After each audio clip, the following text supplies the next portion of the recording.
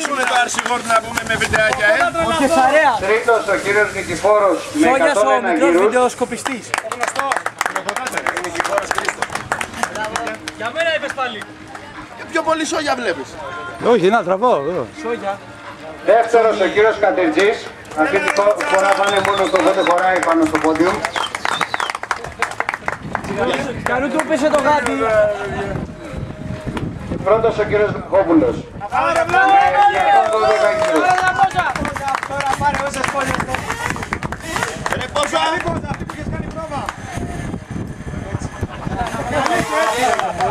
Από ό,τι κατάλαβα είναι λίγο ψώνιο μικρός, αλλά εντάξει, θα περάσει. Όχι λίγο πολύ. Ότι αναγκαστήκαμε να το μάθουμε γιατί ανέβαινε χωρίς τίποτα εκεί πάνω. Λοιπόν, συνεχίζω με την κατηγορία του Traction Experience, τους Level B οδηγούς. Στη 16η θέση ο κύριος Μασχάλος Junior. Στη 15η ο κύριος Περεζή. Στη 14η ο κύριος Γκουράκης Σάκης. Στη 13η ο κύριος Μαρκόπουλος. Στη 12η ο κύριος Γουνελάς. Στην 11η ο κύριος Καρολαπόπουλος. Στη 10η ο κύριος Σοφός. 9ος ο κύριος Θεοδωρόπουλος. 8ος ο κύριος Κλάβος. Όλε! Έβδομος ο κύριος Σταυρόπουλος. 6ος ο κύριος Αγγελής. 5ος ο κύριος Παναγιωτόπουλος. 4ος ο κύριος Νικηφόρος Χρήστος. 3ος ο κύριος Τόρας Σταμάτης. Δεν χειροκρότησαμε. Χειροκρότησε σου να σε όλα σε. Άμα γίνει τσιπλάλι. Από ο Δημήτρης έχει ξεδίπλωθεί και βάλει πάνω.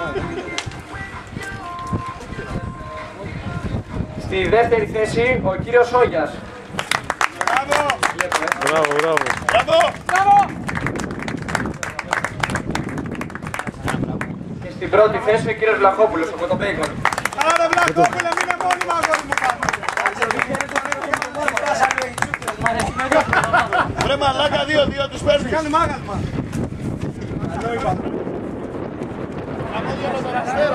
Καλό το άλλο πάρ' το διαφορετικό, μ' αρέσει το διαφορετικό τώρα. Συγχαρητήρια κύριε, Βλαχόπουλε.